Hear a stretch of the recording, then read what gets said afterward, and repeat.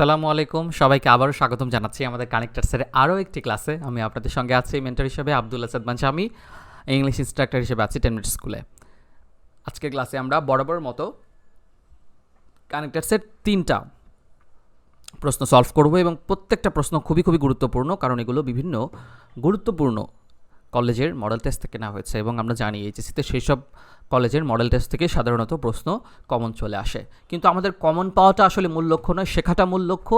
পাশাপাশি খুব ভালোভাবে যদি শিখতে পারি তাহলে কানেক্টার্স 100% পরীক্ষা আমরা উত্তর করতে পারবো।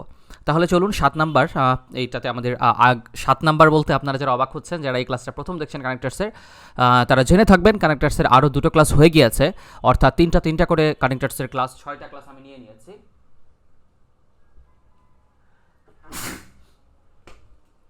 সেই ক্লাসগুলো আপনারা দেখে আসতে পারেন, তাহলে কানেক্টর সম্পর্কে আরও একটা মজবুত ধারণা আপনারা পেয়ে যাবেন। তারপরে আপনারা 7 নাম্বার ক্লাস শুরু করবেন।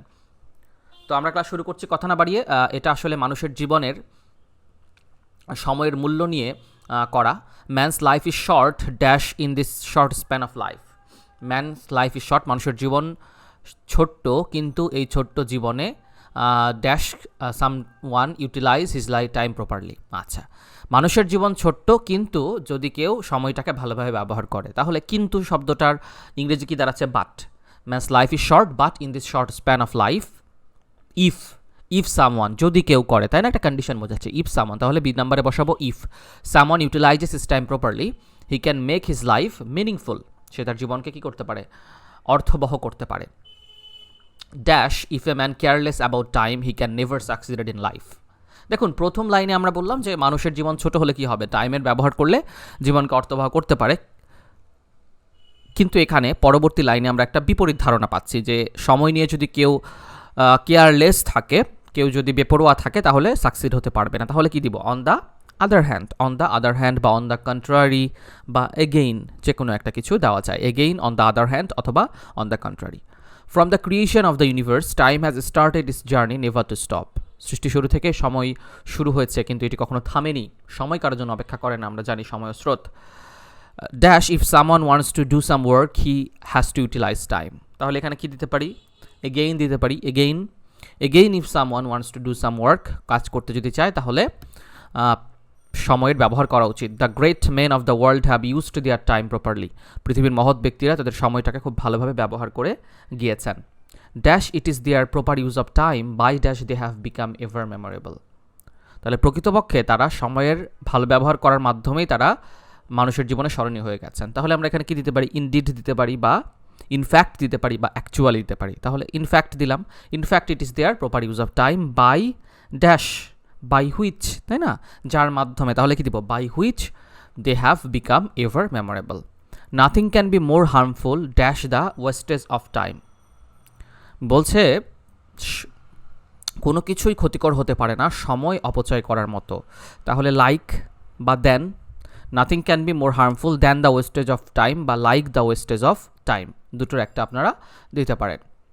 পরবর্তী অংশে চলে যাচ্ছি। এইজ নাম্বারে দেওয়া আছে killing time is similar to committing suicide. তাহলে বলতে পারি ইন এ ওয়ার্ড বা ইন এ ওয়ে বা in short. In a word, in a way বা ইন শর্ট, এগুলোর যে কোনো একটা দিতে পারেন, তাহলে অর্থটা মিলে যাবে। If a man wastage his time he can do anything valuable in life. And if a man wastage his time he can do nothing valuable in life. And দিয়ে আমরা যুক্ত করব। He must find the meaning of his life by doing something valuable for his fellow being. সে জীবনে ভালো কিছু করতে পারে যদি সে তার জীবনে মিনিং খুঁজে বের করতে পারে। Dash put such contribution everyone must use his time properly in order to put. এইটা করতে গেলে এই ক্ষেত্রে এরকম অর্থ বোঝাচ্ছে, তাই না? তাহলে সে আমরা কি দিব? In order to put such contribution, এরকম কন্ট্রিবিউশন করতে everyone must use his time properly, সবার উচিত তাদের সময়ের খুব ভালোভাবে ব্যবহার করা। প্রপার ইউজ অফ টাইমিং, তাই না? অ্যান্সারগুলো মিলিয়ে নিন আমার সাথে। যদি অ্যান্সার মিলে যায় তাহলে তো আপনার এরকম আমার মতো উইনার হলেন, আর এরকম একটা হাসি দিয়ে ফেললেন। সো কীভাবে কানেক্টার্স ব্যবহার করতে আসলে পরিপূর্ণ মার্ক অর্জন করা সম্ভব সেটি কিন্তু খুব ভালোভাবে আমরা দেখাতে পারছি এবং আমরা এখন কনফিডেন্ট হয়ে গেছি, তাই না? যে কানেক্টার্স আসলে খুব বেশি আমরা যে ব্যাপার মনে করি বড় ব্যাপার, আসলে অত বড় ব্যাপার না, অত কঠিনও ব্যাপার না, জাস্ট প্র্যাকটিসের ব্যাপারের কনটেক্সটটা বাংলা বুঝে বুঝে পড়া উচিত কানেক্টার্সের ক্ষেত্রে। যে যত ভালো বাংলা মিনিং বুঝে সেই অনুযায়ী মিনিংটা বসাতে পারবে তারটা তত অ্যাপ্রোপ্রিয়েট হবে, কারণ কানেক্টার্সগুলো তো আমাদের মাথায় থাকে, জাস্ট মিনিং অনুযায়ী বসিয়ে দেওয়া। Scientists have recently reported dash the polar ice caps are melting. তাহলে রিপোর্টেডের পরে কি দ্যাট, রিপোর্টেড দ্যাট, তারা রিপোর্ট করেছেন যে পোলার আইস আর মেল্টিং মানে হচ্ছে মেরুর বরফ গলছে, আমরা দেখি না যে উত্তর মেরু। This is dash a rise in atmospheric temperature, this is because, কী কারণে হচ্ছে, this is because a rise, তাই না? এর কারণে হচ্ছে, তাহলে কারণ বোঝালে বিকজ দেবো। কিসের কারণ?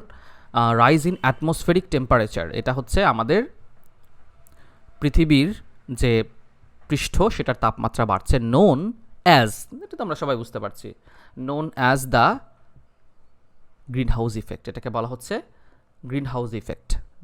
According to Melvin dash won, Melvin এমন একজন মানুষ যিনি নোবেল প্রাইজ জিতেছেন, তাহলে who, according to Melvin, Melvin একটা ব্যক্তি, এজন্য হুইজ না দিয়ে কি দিব, হু দিব, who won Nobel prize for earlier research, গবেষণার জন্য নোবেল প্রাইজ পেয়েছেন। The carbon dioxide is given off dash coal when coal and oil are burned, carbon dioxide তখনই উৎসারিত হয় বা নিক্ষিপ্ত হয় যখন কি হয়, কয়লা এবং তেল পোড়ানো হয়, তাই না? ফসিল ফুয়েল পোড়ানো হলে সেখান থেকে কার্বন ডাইঅক্সাইডটা অনেক পরিমাণে নিঃসৃত হয়। আর ফসিল ফুয়েল কেন পোড়ানো হয়? আমাদের ইন্ডাস্ট্রিতে উৎপাদন করার জন্য। This gas accumulated in the north, জড়ো হয় দক্ষিণ একদম আমাদের উত্তরে। Dash south poles is melting and south poles is melting dash may, তাহলে what may dash lead eventually lead to rise in sea levels, বলছে দক্ষিণ মেরু ডুবে যাচ্ছে, উত্তর মেরু ডুবে যাচ্ছে, যেটা কি করতে পারে, দ্যাট মে বা হুইচ মে লিড বা what may lead to rise of sea levels, সমুদ্রের উচ্চতা বাড়বে কিন্তু, তাই না? Dash could flood many areas of the world, যেটা পৃথিবীর অনেক অঞ্চলে কি করবে, ফ্লাড তৈরি করবে, তাহলে and could flood many areas of the world. Dash we take measures to stop the ice melting, unless we take measures to stop the ice melting, আমরা যদি পদক্ষেপ না নিই এটা কমানোর, it may take years to control the rise in sea levels, এখনই পদক্ষেপ না নিলে আমাদের শত শত বছর লেগে যাবে এটা কন্ট্রোল করতে। দেখুন উত্তরগুলো আপনাদের মিলল কি না আমার সাথে, যদি মিলে যায় তাহলে হচ্ছে আপনারা গেইনার। আমি বলেছি পরীক্ষার মতো করে দেবেন, পরীক্ষার মতো করে দিলে অর্থাৎ আগে আপনারা এই জায়গাটা পজ করে রেখে নিজেরা উত্তর করবেন খাতায়, কয়েকটা উত্তর মিলল সেটা আপনারা আমার ব্যাখ্যার সঙ্গে পরবর্তীতে মিলিয়ে দেখবেন, তারপরে উত্তর করার পরে আপনারা এই ব্যাখ্যাগুলো দেখবেন, তাহলে হচ্ছে আপনাদের জন্য ভালো হবে। ওকে, আচ্ছা আমরা চলে যাচ্ছি গ্লোবালাইজেশনস, তাই না? গ্লোবালাইজেশনসে, globalisation is a term dash came into popular uses in 80s to describe the increased movement of people. তাহলে গ্লোবালাইজেশন একটা টার্ম, যেটাকে, তাহলে যেটাকে দিলে আমরা কি দেবো, দ্যাট, যেটা মূলত মানুষ অনেক বেশি পরিচিতি লাভ করে 80-র দশকে, যখন মানুষ অনেক বেশি এক জায়গা থেকে আরেক জায়গায় যাতায়াত শুরু করে এবং জ্ঞান এবং আইডিয়ার বিকাশ লাভ করে। তাহলে নলেজ, আইডিয়াস দুইটা জিনিস আছে, একই জাতীয় দুটো জিনিস পাশাপাশি থাকলে তারা কি দ্বারা যুক্ত হয়, অ্যান্ড দ্বারা যুক্ত হয়, তাহলে আমরা কি লিখবো, নলেজ অ্যান্ড আইডিয়াস, তাই তো? খুবই সহজ লাগছে কিন্তু।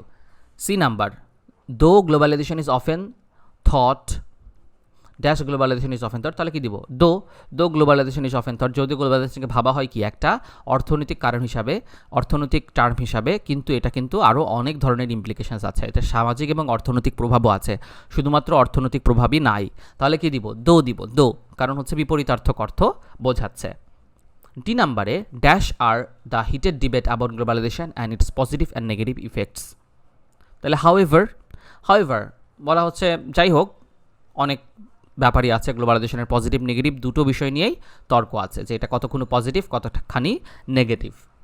Dash globalisation is thought of by many, তাহলে আমরা কি দিতে পারি, moreover globalisation is thought of by many dash having the potential to make societies richer through trade and to bring knowledge and information to people around the world. গ্লোবালাইজেশনকে ভাবা হয় যে এটা সাধারণত এটা, তাই না? তাহলে ইউজুয়ালি বা নর্মালি দিতে পারেন।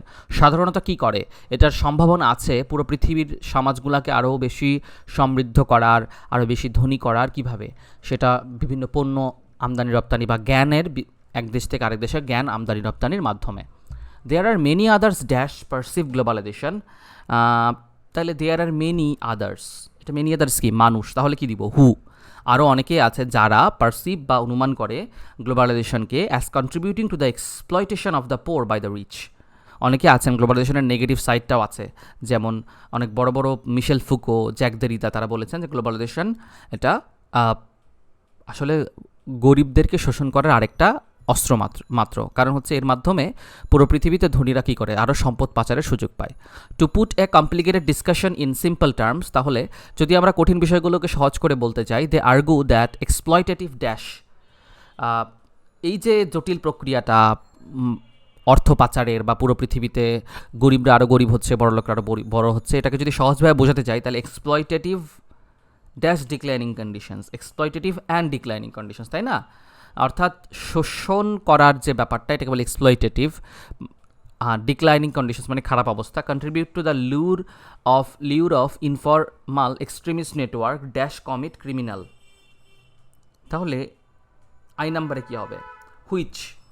নেটওয়ার্ক যেহেতু আছে, নেটওয়ার্ক কি ব্যক্তি না বস্তু, তাই না? তাহলে কী হবে? Which commit. এই নেটওয়ার্কগুলো কী করে? পৃথিবীর যে বড় বড় সন্ত্রাসী এরা, তারা ক্রিমিনাল অ্যান্ড টেরোরিস্ট অ্যাক্টস, তাই না? দুইটা তো একই জাতীয় কাজ, ক্রিমিনাল অ্যান্ড টেরোরিস্ট। তাহলে মাঝখানে অ্যান্ড দ্বারা আমরা যুক্ত করব। হয়ে গেল আমাদের 9 নাম্বার। উত্তর আমরা মিলাইনি গ্লোবালাইজেশন থেকে। দেখি আমাদের কয়টা হয়েছে। যদি আপনার মিনিমাম 10টার মধ্যে 8টা না হয়, তাহলে মনে রাখবেন আপনার প্রিপারেশন কিন্তু স্বয়ংসম্পূর্ণ হয়নি। 10টার মধ্যে 9টা 10টা হতে হবে, একটা ভুল যেতে পারে।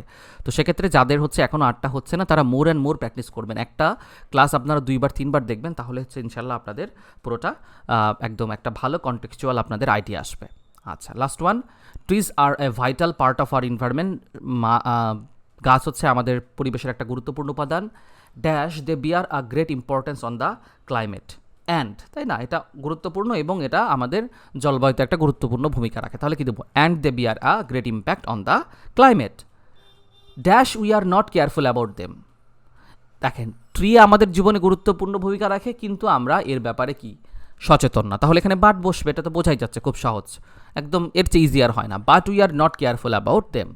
Dash we destroy trees are random. তারপর আমরা আবার কি করছি, এর পাশাপাশি আমরা গাছকে মানে আমরা তো গাছের ব্যাপারে কেয়ারফুল নাই, আবার তাদেরকে আমরা ধ্বংস করছি। তাহলে কি করবো? ইনস্টিড দিতে পারেন না, এর পরিবর্তে আমরা গাছকে ধ্বংস করছি। তারা আমাদেরকে সাহায্য করছে গাছরা বেঁচে থাকতে, আর আমরা তাহলে র্যাদার বা ইনস্টিড যে কোনো একটা দিতে পারেন।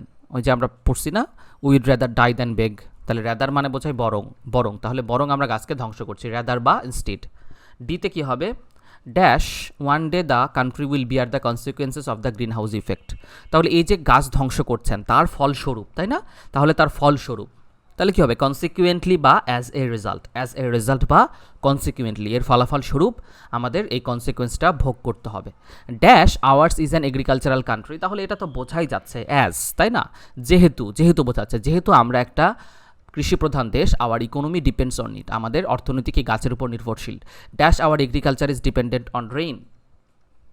তাহলে এগেইন দিতে পারেন, again our agriculture is dependent on rain, বা moreover our agriculture is dependent on rain. আমাদের কৃষি কি বৃষ্টির উপরে নির্ভরশীল। বর্ষা না আসলে তো আমরা ধান রোপণ করতে পারি না, অন্য ফসল রোপণ করতে পারি না। Dash trees play vital role in our climate. এর পাশাপাশি কি দিতে পারি? বিসাইডস বা ইনফ্যাক্ট গাছ আমাদের জীবনে একটা গুরুত্বপূর্ণ ভূমিকা রাখে। Dash trees keep the soil strong. For example, vital রোলের মধ্যে একটা হচ্ছে আমাদের মাটিকে কি রাখে? শক্ত এবং মজবুত রাখে। তাহলে কি হবে? For example. আচ্ছা, dash trees save us from flood. আরেকটা গাছের আরেকটা গুণ বলেছে, তাহলে কি দিব? মোরেভার অথবা ফার্স্টলি সেকেন্ডলিও কিন্তু দিতে পারেন। এই যে ফার্স্টলি, এখানে সেকেন্ডলি, তাহলে মোরেভার দিলাম আমি। Moreover trees save us from flood. আচ্ছা, dash many other natural riches. তাহলে কি? ফ্লাড অ্যান্ড, দুইটা কাজ করছে, তাহলে মাঝখানে তো অ্যান্ড বা অ্যাজ ওয়েল অ্যাজ দিয়ে আপনি বসাতে পারেন, and many other natural calamities. উত্তরটা মিলায় নেন। এটা আমার কাছে মনে হয়েছে অনেক বেশি গুরুত্বপূর্ণ। গাছ নিয়ে এরকম কিন্তু অনেক এসেছে বিগত বছরগুলোতে এইচএসসিতে। সো যেহেতু 50 মার্কের খুবই গুরুত্ব দিয়ে আমাদেরকে এটা ভাবতে হবে যে 100-র মধ্যে 80 পাওয়া যতটা সহজ ছিল, এখন 50-এর মধ্যে 40 পাওয়া কিন্তু তার চেয়ে কঠিন। গ্রামাটিক্যাল একটা দুটা করে ভুল যায়। সো আমাদেরকে কিন্তু এটা খুব গুরুত্ব দিয়ে মাথায় রাখতে হবে। সো আজকের ক্লাসটা এখানেই শেষ করছি। পুরো ক্লাসটি পেশেন্স নিয়ে দেখার জন্য আপনাদের সবাইকে ধন্যবাদ জানাচ্ছি। ক্লাসটা দয়া করে অনেক অনেক ফ্রেন্ডদের সাথে শেয়ার করে দিবেন, মেনশন করে দিবেন, তাহলে আবার নতুন দ্রুত ক্লাসটা পেয়ে যাবেন। অনেকে বলেন ভাইয়া ক্লাস আসছে না কেন? আরে ভাই, আপনারা যদি রেসপন্স না করেন তাহলে তো ক্লাস আসতে দেরি হবে, আমাকে ক্লাস করাতে ইচ্ছে করবে। সো প্রচুর প্রচুর যারা যারা ক্লাস দেখবেন সবাই শেয়ার করে দিবেন। ওকে, সবাই ভালো থাকেন, সুস্থ থাকেন, আল্লাহ হাফেজ।